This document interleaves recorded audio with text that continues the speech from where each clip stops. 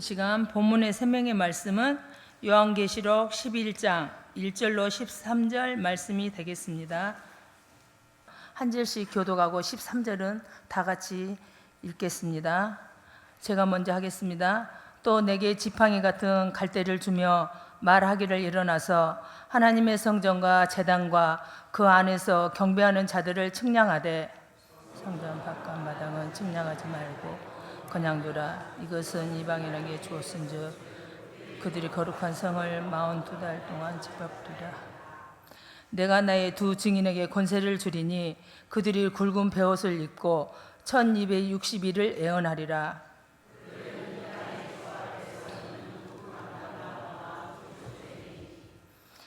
만일 누구든지 그들을 해하고자 하며 그들의 입에서 불이 나와서 그들의 원수를 삼켜 버릴 것이요 누구든지 그들을 해하고자 하면 반드시 그와 같이 죽임을 당하리라.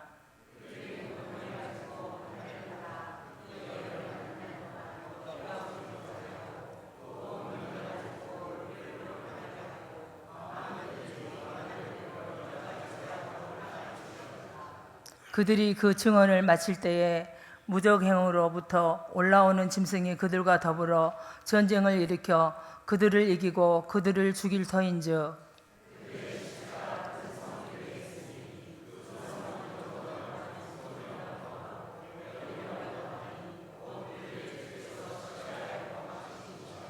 백성들과 족속과 방언과 나라 중에서 사람들이 그 시체를 사흘 반 동안을 보며 무덤에 장사하지 못하게 하리로다.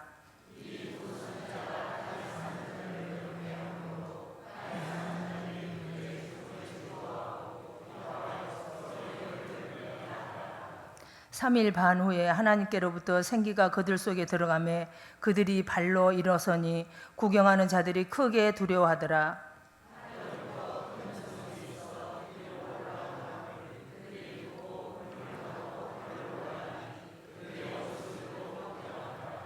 다 같이 합독하겠습니다.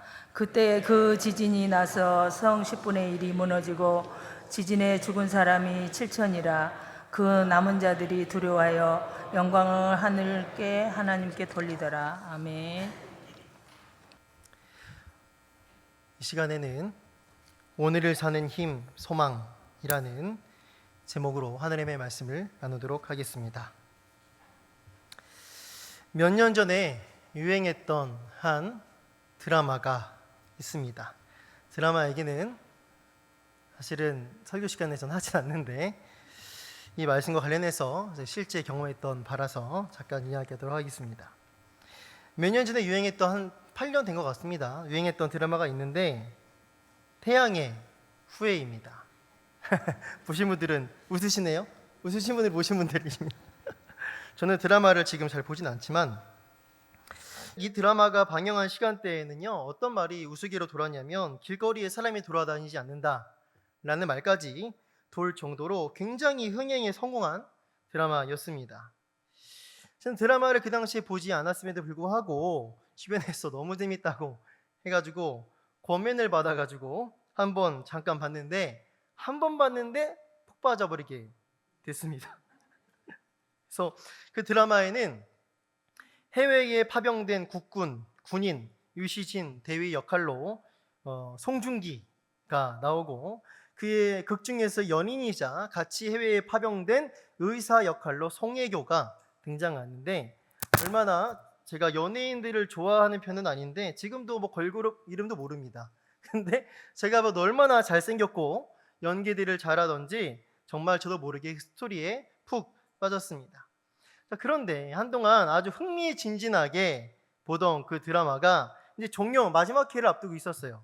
정령대의 무렵에 돌연 그 제가 좋아하던 그 유시진 대위 송중기가 총에 맞아서 장렬하게 전사하는 사태가 벌어졌습니다. 저는 충격에 빠졌습니다. 주인공이 죽다니, 그것도 사랑하는 연인과의 해피엔딩을 바로 앞두고 죽어버린 거예요. 해외에서 작전을 실행하다가 저는 너무 실망해가지고 그 다음 편을 안 봤어요. 참고로 전 지금 드라마를 보진 않습니다. 근데 그때 너무 실망해가지고 다음 편을 볼 의욕이 떨어지더라고요. 그래서 다음 편을 보지 않아 버렸습니다. 그런데 얼마 후에 기가 막힌 소문이 들려왔습니다. 주인공이 살아서 돌아왔다는 것입니다. 얼마나 황당하면서도 순간 기뻤어요. 살아 돌아왔구나. 드라마에 빠지는 분들의 마음을 알겠더라고요. 가볍게만 보지 마세요. 빠져드니까. 저는 마음을 가다듬고 그 이후의 방영문을 잘 챙겨볼 수가 있었습니다. 만약에 그 드라마의 마지막 끝이 새드 엔딩, 슬픈 엔딩이 아니라 해피 엔딩인 줄 제가 미리 알았더라면 그리 절망하지 않고, 좀 표현이 좀 웃기긴 한데 절망하지 않고 아마 마지막까지 그 다음 방영분을 잘 챙겨보았을 것 같습니다. 이처럼 그 결말, 마지막을 아는 것의 중요성은 실망하고 절망할 만한 상황 앞에서도 좀 참아낼 수 있고 또 견뎌낼 수 있게 하는 원동력이자 에너지가 된다라는 거예요. 무엇이요? 결말을 아는 것이요.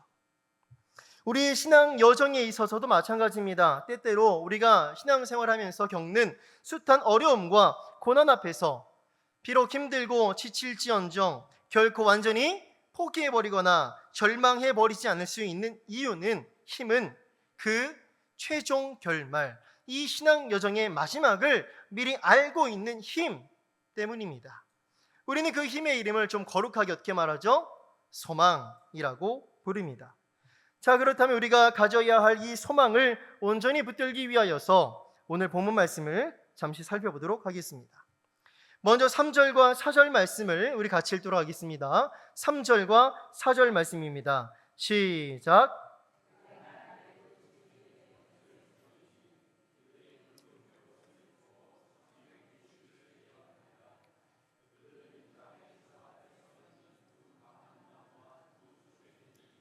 아멘. 오늘 본문에 보면 중요한 키워드인데요. 두 증인, 두 명의 증인이 등장합니다. 그리고 이 두 증인이 어떠한 존재인지를 알 수 있는 단서가 오늘 본문에 같이 등장하고 있어요. 먼저 이들은 4절에 보니까 이 땅의 주 앞에 서 있는, 하나님이란 말이죠. 이 땅의 주 앞에 서 있는 두 감람나무와 두 촛대다라고 말씀합니다. 그렇다면 그 증인이 누군지를 유추할 수 있는 대목이 이 두 감람나무와 두 촛대인데 이 또한 무슨 의미인지 잘 모르겠어요. 이 말씀은 스가랴서, 구약에 있는 스가랴서 4장 말씀을 배경으로 해서 이해할 수 있습니다. 스가랴서 4장을 보면요, 두 감람나무가 등장합니다. 두 감람나무는 총독 스룹바벨, 그러니까는 바벨론 포로기에서 다시 돌아와서 예루살렘의 성전을 재건하는 그때 1대 총독이 스룹바벨이었는데, 스룹바벨과 그 당시 대제사장인 예수와 요수아라고 하죠. 그 둘을 가리키는 것이 바로 스가랴서 4장이 등장하는 두 감람나무의 비유입니다. 또한 그 4장이 보면, 스가랴서 4장에 보면은요, 그 둘을 기름 부음 받은 자 둘이라고 말씀합니다. 그 감람나무로부터요, 기름이 성전을 상징하는 등잔을 향해서 공급되는 장면이 스가랴서에 기록이 되어 있습니다. 바로 오늘 요한계시록 본문에 등장하는 두 감람나무가 그와 같은 스가랴서에서 유래한 개념이다라는 것을 지금 인지하고 넘어가면 좋을 것 같아요. 그렇다면 또 나온 것, 두 촛대죠. 두 촛대는 어떻게 이해할 수가 있을까요? 오늘 본문이 요한계시록인데요, 요한계시록 1장 20절 말씀에는 촛대 이야기가 나와요. 명확하게 설명이 되는데 촛대는 교회라고 볼 수가 있습니다. 그러면 두 감람나무는 하나님의 성령의 권능을 받은 존재로서의 증인을 의미하는 것이고요, 두 촛대는 하나님의 교회의 공동체를 의미하는 것입니다. 자, 그렇다면 이 두 증인을 어떠한 존재로 정리를 할 수가 있을까요? 바로 이걸 합치면 기름과 교회, 즉 합치면 성령의 기름 부음 받아서 충만하게 된 증인 공동체, 교회 공동체로 이해할 수 있다라는 거예요. 성령의 권능을 받아서 예수 그리스도의 증인이 된 사명을 감당해 나아가는 전 시대에 걸친 주님의 성도 공동체인 교회를 이 두 증인이 의미하는 바다라는 것이죠. 자, 그렇다면 이 두 증인, 교회가 감당하는 사명은 무엇이었을까요? 보면 3절 말씀을 통해 알 수 있는데요, 이 교회가, 두 증인이 감당해야 되는 사명은 바로 예언입니다. 하나님의 말씀을 증언하는 것, 하나님의 말씀을 예언하는 것, 증언하는 것, 그것이 바로 이들의 역할이었다라는 것입니다. 그리고 오늘 본문 말씀 6절에는요, 이들이 또한 예언하는 사명을 감당하는 기간 동안에 하나님께 받은 권능이 있었어요. 그 권능으로 어떤 일을 하는지도 기록이 되어 있습니다. 6절에 보면 그것은 비가 오지 못하게 하는 것과 또 물을 피로 변하게 하는 것 등이었습니다. 여기에서 비가 오지 못하게 하는 것은요, 구약에서 혹시 누가 떠오르지 않나요? 엘리야 선지자를 떠오르게 하고요, 다음에 물을 피로 변하게 했다. 구약에서 누가 떠오르죠? 그렇죠. 모세 선지자가 떠오르게 됩니다. 엘리야와 모세, 바로 이들은 세상을 향하여서, 그리고 택하신 백성들을 향하여서 하나님의 말씀을 전하고 하나님의 뜻을 외치는 선지자들이었습니다. 그렇다면 이 두 증인, 교회의 역할은 더 분명해집니다. 두말할 나위 없이 하나님의 말씀을 외치는 것, 하나님의 뜻을 세상을 향하여 드러내고 선포하는 것, 이것이 바로 교회가 감당해야 되는 사명이다라는 것입니다. 성령의 권능을 받고 예루살렘과 온 유대와 사마리아와 땅끝까지 이르러 예수 그리스도의 증인된 삶을 살아가야 한다라는 것이죠. 그리고 이어서 살펴볼 것은 두 증인이 사명 감당하는 데에는 정해진 기간이 있다라는 것입니다. 하나님의 말씀을 전하는 사명을 감당하는 데에는 하나님께서 정해두신 기간이 있습니다. 이들은 하나님께 권세를 받아서 1260일이라고 본문에 나오는데요, 이걸 달로 환산하면 42달입니다. 1260일, 42달이라는 기간 동안에 하나님의 말씀을 증거하는, 예언하는 사명을 감당합니다. 그런데 또 여기서 또 한 가지 놀라운 것은요, 이들이 사명을 감당하는 1260일과 똑같은 기간, 즉 42달이라는 기간 동안에 거룩한 성이 이방인들에 의해서 짓밟히게 된다라는 거예요. 오늘 본문 말씀 2절 말씀을 제가 읽어보도록 하겠습니다. 성전 바깥마당은 측량하지 말고 그냥 두라. 이것은 이방인에게 주었은 즉 그들이 거룩한 성을 42달 동안 짓밟으리라. 그들이 거룩한 성을 42달 동안, 1260일이에요 42달 동안 짓밟으리라. 여기에서 42달은 예수 그리스도께서 인간의 몸을 입고 오셨던 그 초림, 그리고 다시 오시는 재림, 그 사이에 있는 교회가 당하는 박해와 고난의 기간을 상징하는 것으로 이해할 수 있습니다. 이를 보면요, 교회가 하나님의 말씀을 증거하고 예수 그리스도의 복음을 증거하는 사명 감당하는 기간은 절대로 천하태평한 시대가 아니라는 것을 알 수가 있습니다. 그 기간은 거룩한 성이라고는 보면 나오는데, 거룩한 성, 즉 이미 시작은 되었지만 아직 완성은 되지 않은 교회가 세상 세력으로 인해서 고난을 당하는 기간이기도 하다라는 것입니다. 두 증인이 예언하는 데 있어서 이 사람들의 옷차림이 등장하는데요, 이들의 옷차림만 보아도 우리는 이러한 사실을 충분히 이해할 수 있습니다. 두 증인의 복장은 세상의 돈, 부와 명예와 권력으로 치장한 화려빛 깜빡깜빡한 옷이 아니라 바로 어떤 옷을 입고 있죠? 3절에 보면 굵은 베옷을 입고 있습니다. 이것은 굵은 베옷, 상복을 말하는 거예요. 이들이 이러한 굵은 베옷, 상복을 입었다라는 것은 다른 사람들의 죄에 대해서, 그리고 그들이 받을 심판으로 인한 슬픔을 강조하고 표현하는 것입니다. 교회가 하나님께 부여받은 사명을 감당하는 데에는 때로는요, 우리가 기대했던 것과는 다른 것이 요구가 됩니다. 세상에서 누릴 수 있는 부와 명예와 편안함까지도 내려놓아야 할 수가 있습니다. 심지어 목숨까지 요구되지요. 복음과 주님을 위하여서 분명히 목숨이 요구되고 있습니다. 마태복음 16장 24절과 25절 말씀을 제가 읽겠습니다. 이에 예수께서 제자들에게 이르시되 누구든지 나를 따라오려거든 자기를 부인하고 자기 십자가를 지고 나를 따를 것이니라. 누구든지 제 목숨을 구원하고자 하면 잃을 것이요 누구든지 나를 위하여 제 목숨을 잃으면 찾으리라.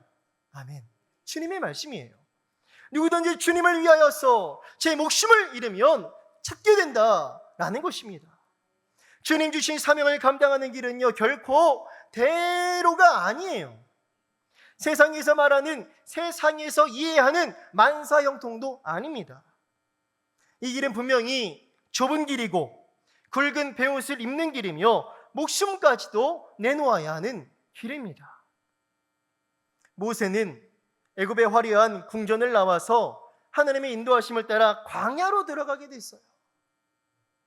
엘리야는 홀로 400명의 바알 제사장들과 갈멜산에서 영적인 전투를 벌였죠. 또 세례요한은 어떻습니까? 광야에서 외치는 자의 소리로서 낙타털 옷을 입고 살았습니다. 그리고 우리 예수님은 그 영광스러운 하나님 나라 보좌를 뒤로하고 이 낮고 낮은 땅에 인간의 모습을 입고, 자기 무한하신 하나님이잖아요. 자기를 인간의 몸 속에 제한하시고 심지어 십자가에 달려 죽으셨습니다. 성령 충만한 성도 공동체는요 말과 행동으로서 하나님의 말씀을 증거하고 보여주면서 예수 그리스도의 증인된 삶을 살아가야 하는 줄로 믿습니다. 그런데 바로 그 증인된 삶이라는 것이요 굵은 베옷을 입고 십자가 지고 예수님 따라가는 삶이다라는 거예요. 십자가 지고 먼저 그 길을 앞장서서 걸어가신 예수 그리스도를 뒤 따라가는 삶, 예수 그리스도의 고난에 동참하는 삶이다라는 것입니다. 오늘 본문에서도 볼 수 있지만 두 증인은 하나님께서 정해두신 기간 1260일이 다 하자 어떻게 돼요? 결국 죽임을 당하게 되고 맙니다. 이들도 주님께서 십자가에 못 박히셨던 거기에서 죽임을 당하고 버려지게 됨을 볼 수가 있습니다. 오늘 보면 8절과 9절 말씀, 8절과 9절 말씀을 같이 한 목소리 읽겠습니다. 8절 9절입니다. 시작.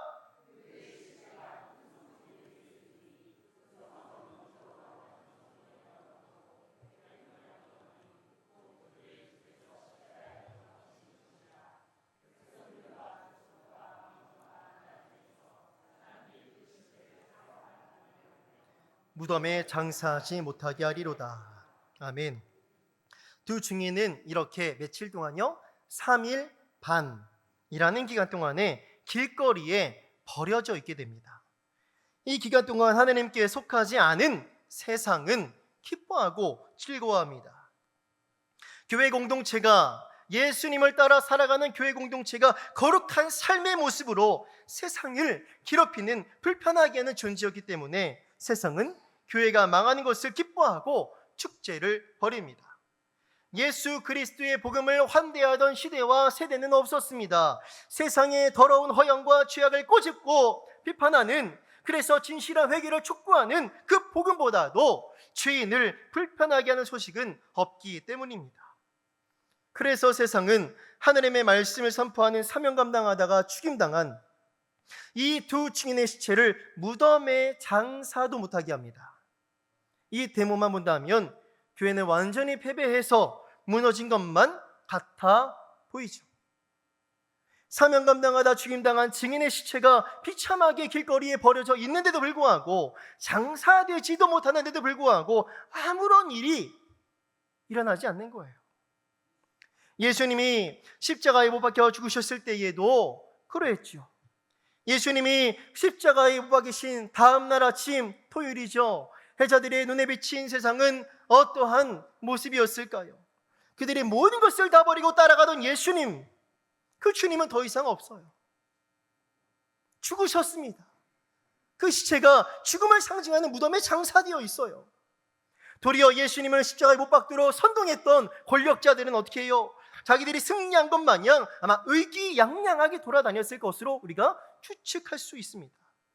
다만 예수님만 안 계실 뿐, 예수님께 적대적이던 세상은 너무나 평온하게 돌아가는 것만 같아 보였겠지요. 마찬가지로 두 증인이 비참하게 죽임을 당한 채 버려져 있는 3일 반이라는 시간 동안은 침묵의 시간이었습니다. 영원에 비하면 너무나 짧은 순간이지만 마치 그 순간만큼은 영원할 것만 같은 그 순간이 있잖아요. 그게 그 3일 반이었다라는 것이죠. 하지만 우리는 여기가 종착지가 아니라는 것을 감사하게도 하나님의 말씀을 통해 확인할 수 있습니다. 함께 11절 12절 말씀 제가 읽도록 하겠습니다. 11절 12절을 제가 읽겠습니다. 3일 반 후에 하나님께로부터 생기가 그들 속에 들어가매 그들이 발로 일어서니 구경하는 자들이 크게 두려워하더라. 하늘로부터 큰 음성이 있어 이리로 올라오라 함을 그들이 듣고 구름을 타고 하늘로 올라가니 그들의 원수들도 구경하더라. 아멘. 3일 반 비참한 침묵의 시간이었습니다. 그 시간이 다 하자 하나님께로부터 뭐가 들어갈까요? 두 증인에게 생기가 두 증인 속으로 들어갑니다. 하나님이 다시 살리시는 시간인 것입니다. 그러자 그들은 두 발로 다시 일어납니다. 그리고 하나님의 부르심을 따라서 하늘로 올라갑니다. 사실 비참함의 자리는 예수님을 따라가는 사람에게 있어서 영원한 자리는 아닙니다. 영광으로 가는 통로일 뿐인 것이죠. 그 광경을 그들의 원수들도 놀래가지고 구경을 합니다. 그러므로 우리가 여기에서 분명히 알고 기억할 것은 예수님을 따라가는 성도, 교회 공동체도 주님처럼 고난을 당하고 죽음을 맞이하겠지만 끝내 부활하신 예수님과 함께 승리할 것이라는, 끝내 부활하신 예수님과 함께 최후 승리할 거라는 이 진리를 우리가 붙들어야 할 줄로 믿습니다. 이것이 진리라는 거예요. 3일 반은 지나가는 겁니다. 모든 것에는 하나님께서 정하신 기한이라는 것이 있습니다. 전도서에 이런 말씀이 있죠. 범사에 기한이 있고 천하 만사가 다 때가 있나니. 처음에 두 증인은 1260일이라는 기간 동안에 하나님께 받은 사명, 즉 말씀을 증거하는 사명을 감당합니다. 그리고 그 사명 감당하는 기한이 다 하자 그 두 증인은 무저갱에서 올라온 짐승에 의해서 죽임을 당합니다. 그렇게 죽임당하고 3일 반이라는 기간 동안 길에 비참하게 벌어지게 되지요. 그러나요, 그 기간도 다 하자 하나님에 의해서 다시 살리심을 받습니다. 즉 굵은 베옷을 입고 사명을 감당하는 때가 있고요, 인내로서 참고 기다려야 하는 때가 있고요, 그리고 끝내 영광스러운 옷을 입을 때가 있다라는 것입니다. 아멘이죠. 여기에서 한 가지 명확하게 하고 잠깐 지나가고자 합니다. 분명히 비유이기는 하지만 죽임당한 채 길에 버려져 있게 되는 교회가, 두 증인이 죽임당한 채 길에 버려져 있게 되는 그 3일 반이라는 기간은 사명을 감당하는 기간은 며칠이었어요? 1260일에 비하면 짧은 순간이죠. 두 증인이 사명을 감당하는 1260일을 월로 계산하면 몇 달이라고 했죠? 42달이라고 했습니다. 그 42달을 또 연으로 환산하면 3년 반입니다. 우린 여기에서 3일 반이라는 비참한 시간과 3년 반이라는 시간의 대비를 확인할 수 있는 거예요. 한 걸음 더 나아가서 부활 이후에 영원이라는 개념 앞에서 3일 반이라는 시간 개념은 또한 너무나 짧은 시간 개념이라는 것을 우리가 이해할 수 있죠. 교회가 세상에 짓밟히는 기간은 영원한 하나님 나라에 비하면 사흘 반이라는 짧은 기간에 불과하다는 것을 기억해야 합니다. 로마서에 이런 말씀이 있습니다. 생각하건대 현재의 고난은 장차 우리에게 나타날 영광과 비교할 수 없도다. 아멘. 현재의 고난은요, 장차 우리에게 나타날 영광이 있는데 그 영광과 비교할 수 없다라는 것입니다. 이 땅에서의 고난도 영원한 것이 아니고요, 사명도 영원한 것이 아닙니다. 하나님께서 허락하신 기한이 있습니다. 주님 맡겨주신 사명, 주님 허락하신 기한 동안에 충성스럽게 감당하는 우리가 되기를 소원합니다. 하나님께서 정해주신 기간 동안에 우리는 그저 주님이 맡겨주신 사명을 묵묵하게 충성스럽게 감당하며 살다가 주님 부르시는 그날이 또 있잖아요. 주님 부르시는 그날, 모든 것을 다 내려놓고 주님 앞에 서는 거예요. 그날은 최고로 영광스러운 날이고 내 눈에서 모든 눈물이 씻김받고 위로받는 그런 순간인 것이죠. 그리고 그곳에서만큼은 더 이상 정한 기한이 없습니다. 영원히 우리 주님을 누리면서 영광스러운 주님을 예배하며 살아가는 것입니다. 하나님이 바로 이 그림을 우리에게 오늘 미리 보여주고 계십니다. 2000년 전에도 그러하셨고 2000년 후인 지금도 그러하십니다. 예수님은요, 제자들에게 십자가 지시기 전에 십자가 이후에 부활이 있음을 미리 말씀을 해주셨었고, 오늘 우리에게도 여전히 성경을 통하여서 십자가 지는 사명 이후에 영광스러운 부활이 있다는 것을 미리 보여주고 계십니다. 하나님의 사명 감당하는 교회는요, 그 사명을 다 완수하는 날까지 그 어떤 고난과 역경이 있다 할지라도 절대 무너지지 않는 줄로 믿습니다. 오늘 보면 1절 말씀을 제가 읽겠습니다. 또 내게 지팡이 같은 갈대를 주며 말하기를 일어나서 하나님의 성전과 제단과 그 안에서 경배하는 자들을 측량하되, 뭐라 하시죠? 성전과 제단과 그 안에서 뭐 하는 자들? 경배하는 자들을 측량하라고 하십니다. 여기에서 측량은요, 하나님이 지키시고 보호하신다라는 것을 의미해요. 비록 거룩한 성이 42달 동안 짓밟히며 고난을 당하지만 그 와중에도 하나님은 절대적으로 택하신 자기 백성을 지키신다라는 것이 하나님의 말씀입니다. 교회는 무너지지 않는 줄로 믿습니다. 사명 감당하는 교회는 고난이 있을지언정 하나님의 은혜의 장중에 붙들려 있는 줄로 믿습니다. 담대하게 나아가시길 바랍니다. 만일 우리가 이 하나님의 말씀을 믿음으로, 소망으로 분명히 내 것으로 갖는다면 비록 때때로 큰 어려움과 환난이 있을지언정, 그래서 때로는요 깊은 한숨을 하나님 앞에 기도 가운데 내쉬게 될지언정 절대로 완전히 포기하는 사람은 없을 것으로 믿습니다. 우리는 이미 마지막을 알고 있는 사람들이기 때문입니다. 이것이 바로 믿음으로 취한 소망의 힘입니다.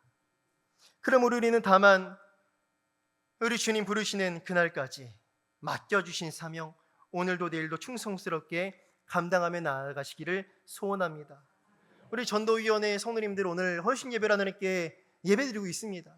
매주 화요일과 목요일마다 모여서 붕어빵 전도도 하고, 날이 뜨거워지면은요 또 냉커피를 또 미리 준비하세요. 얼음을 또 얼려 놓으셨다가 커피를 타셨다가 매실차도 차갑게 만드셨다가 그 무거운 원수통인데 냉통으로 트죠. 그거 갖고 나가가지고 팔아서 또 다치고 또 나눠주고 주님을 전하고 복음을 전하고 교회를 소개하고, 추울 때는요 추운 대로 뜨겁게 입고 나가서 떨지만 전하고, 더울 때는 또 그 열기 속에서도 나가서도 전하고, 주님이 보고 계시는 줄로 믿습니다. 아멘. 이 땅에서 뭐 돈 받고 하는 거 아니잖아요. 돈보다도 더 영광스러운 주님께서 저 영원한 하나님 나라의 상급으로 주실 줄로 믿습니다. 바로 이러한 말씀에 뿌리 내린 소망을 믿음의 힘으로 취하는 우리가 되기를 소망합니다. 그래서 우리 전도위원회뿐만 아니라 우리 모두가 삶의 자리에서 그저 예수 그리스도의 증인된 삶을 살아가시는 우리 전도위원회와 신생중앙교회 우리 모든 성도님들이 되시기를, 그래서 하나님 우리를 통해서 영광 받아주시고 우리도 잘했어, 착하고 충성된 청하라고 칭찬받는 우리의 일생이 되기를 살아계신 예수 그리스도 이름으로 소망하며 축복합니다. 아멘.